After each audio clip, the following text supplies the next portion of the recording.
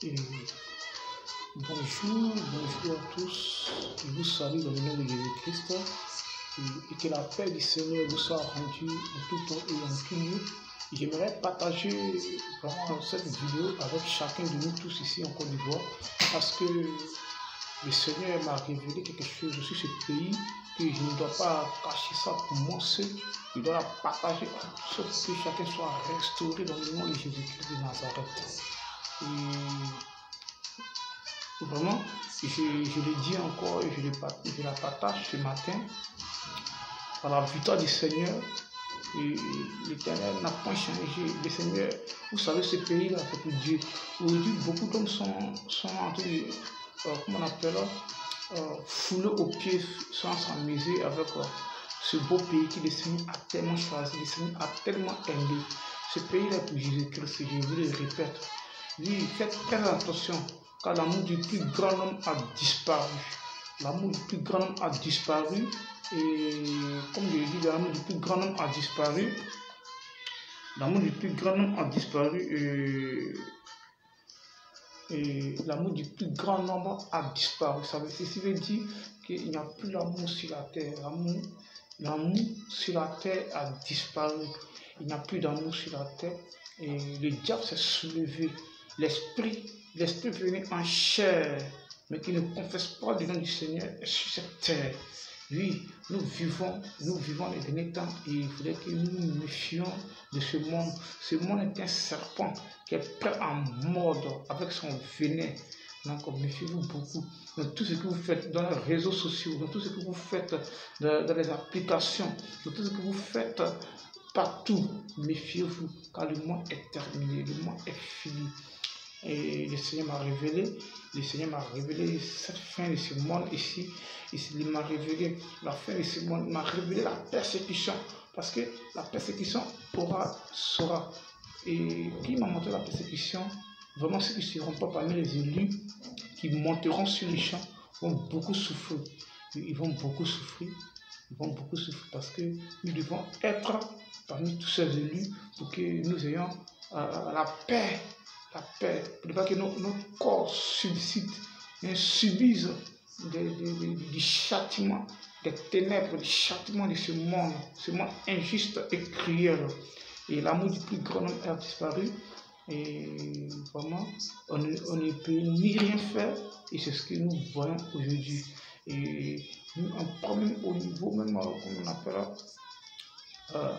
des serviteurs de Dieu, on prend au niveau même des hommes de Dieu, on prend même au niveau même de l'Église, comme le Christ même a présenté, comment on appelle, au docteur de la loi. Et vous voyez, deux serviteurs du temple ont regardé un homme qui était abattu par un brigand et ils l'ont laissé. Est-ce que vous comprenez un peu? Cette signification montre que l'amour dans les églises a disparu. Est-ce que vous comprenez? Et c'est quelqu'un qui marchait. C'est quelqu'un qui marchait de nulle part. Le bon samaritain qui passait et qui a trouvé cet homme-là. Est-ce que vous comprenez un peu? Qui a trouvé cet homme-là et qui a sauvé cet homme, cette vie-là. Il l'a amené dans une hôtellerie. Il a donné des deniers à celui qui doit le surveiller.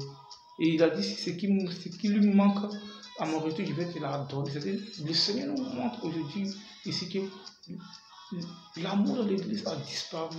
Les serviteurs de Dieu sont des personnes vraiment qui sont égaux aujourd'hui aux personnes qui n'ont plus de cœur. Et ce que j'aimerais en profiter à dire, méfiez-vous beaucoup. Ne cherchez pas les temples, mais cherchez le Seigneur. Ne cherchez pas les églises, cherchez le Seigneur. Ne cherchez pas la beauté d'une église, mais cherchez la beauté de Dieu. La beauté de Dieu, qui est la parole de Dieu, que le livre saint, la puissance incarnée. Cherchez cette beauté-là. Oui, que ce livre de la loi ne quitte point entre votre main. Ne cherchez pas les églises. Dans les derniers temps, les miracles ne peuvent pas sauver. Les prodiges ne peuvent pas sauver. Ce qui peut sauver, c'est la parole de Dieu qui peut sauver. Quand tu vas la méditer, jour et nuit, c'est ainsi que tu réussiras à toutes les entreprises, comme il a dit à Josué. Si vous comprenez un peu, Dans les derniers temps, c'est en méditant la parole que tu vas échapper à l'Antichrist. Que tu vas en méditant la parole que tu vas échapper aux œuvres de ce monde. Jésus-Christ est venu, il a vécu les œuvres de ce monde. Les gens ne méditent pas la Bible, mais ils cherchent pasteur. Les gens ne méditent pas la Bible, ils cherchent prophète. Les gens ne méditent pas la Bible qui est Dieu et ils vont chercher des églises. Ne cherchez pas les églises, ne cherchez pas les temples, mais cherchons le Saint-Esprit. Oui, cherchons Dieu lui-même.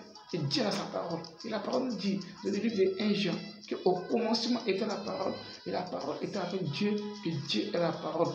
Oui, enfin de tourner, de chercher. Le temps que tu perds en cherchant, tu perds la connaissance. Tu perds la connaissance. Si tu as la connaissance, tu ne vas pas chercher. Ça va venir te trouver. Si vous comprenez un peu, ne perdez pas la connaissance. Aujourd'hui, les agents du diable sont remplis dans ce monde, sont venus, sont transformés en chair et participent à l'œuvre de Dieu, participent à tout ce qui est mouvement de Dieu pour séduire même les élus. Et je le répète, le Seigneur m'a montré la persécution en Côte d'Ivoire. Ça serait horrible. Et cette persécution, il n'y aura pas à faire de dire qu'une armée va quitter à quelque part ou une armée va quitter à quelque part. La persécution qui va se passer en Côte d'Ivoire, c'est-à-dire la persécution, il y aura des persécutions de n'importe quel pays. Hein? Mais le Seigneur m'a montré ce que nous allons vivre en Côte d'Ivoire ici. C'est le gouvernement et son armée qui va attaquer tous les élus de Dieu, tous les serviteurs de Dieu, toutes les églises. C'est le gouvernement qui va se révolter contre les églises. Il n'y aura pas d'antichrist ailleurs. Antichrist, il n'y aura pas d'antichrist ailleurs. Il n'y aura pas d'antichrist qui va quitter à quelque part pour venir combattre. L'antichrist, c'est-à-dire chaque pays va s'opposer à la loi de Dieu dans son pays. Et l'armée ne va plus condamner les voleurs et tout, mais l'armée condamnera tous ceux qui se cachent par devant Jésus-Christ. Et ceci sera la persécution. De la manière qu'ils ont persécuté les autres prophètes, de la manière qu'ils vont persécuter aussi. Et cette persécution sera terrible. Terrible. Ils vont enfermer beaucoup d'hommes. Beaucoup d'hommes seront enfermés. Les femmes enceintes, les veuves, les orphelins. Cherchez plutôt le royaume des cieux. Quittez dans les affaires de ce monde, car le Christ a déjà brisé, il a déjà vaincu les œuvres de ce monde. Cherchez premièrement le royaume des cieux et ce qui est sur la terre vous sera donné.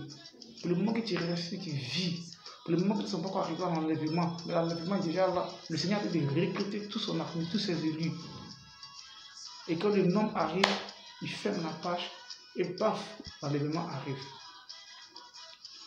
Après l'enlèvement, il y aura la persécution. Mon frère, je t'en supplie, je prie le bon Dieu pour que tu ne tombes pas sur l'enlèvement, pour que tu ne tombes pas sur la persécution plutôt.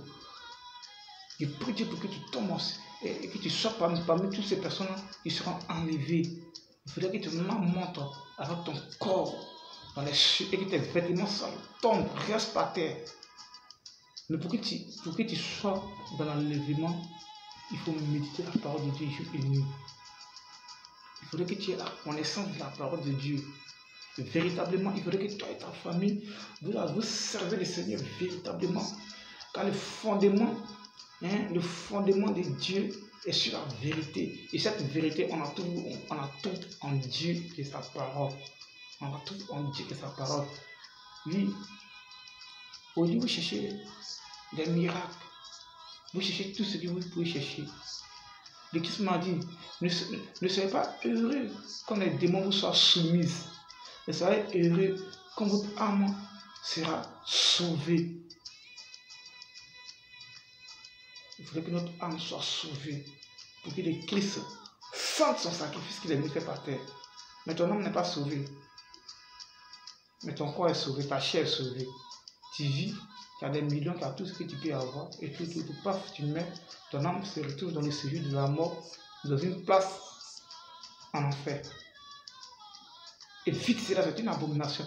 Et c'est pour cela que le Christ est venu se donner pour nous sur la terre ici. C'est pour que nous ayons la vie éternelle. C'est pas pour que nous perdons notre vie.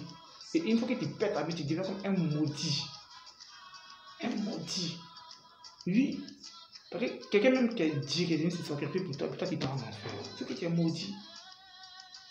Et voilà pourquoi le feu de l'enfer va consumer tes os, consumer ton âme. Oui, consumer ton esprit, consumer ta mauvaise pensée que tu avais avant de dire. Tu vas porter ce fardeau-là dans le feu. Et chaque jour, tu vas voir que tu auras la gorge sec, tu auras soif. Tu seras tourmenté, perturbé par les démons de l'enfer. Et c'est seulement que tu vas rechercher le Christ. Ça serait trop tard. Pendant que le Seigneur t'appelle, viens à lui et tu auras la vie éternelle. Viens à Jésus-Christ. Aujourd'hui, beaucoup d'entre nous, après des prodiges et des miracles, des démons aussi le font. Les esprits maléfiques le font. Ils sont venus en chair. Ils ne confessent pas le nom de Jésus-Christ, mais ils font ce que Jésus-Christ font. Cherchez plutôt la parole de Dieu. Il dit cherchez premièrement le royaume des cieux et ce qui vous sera donné.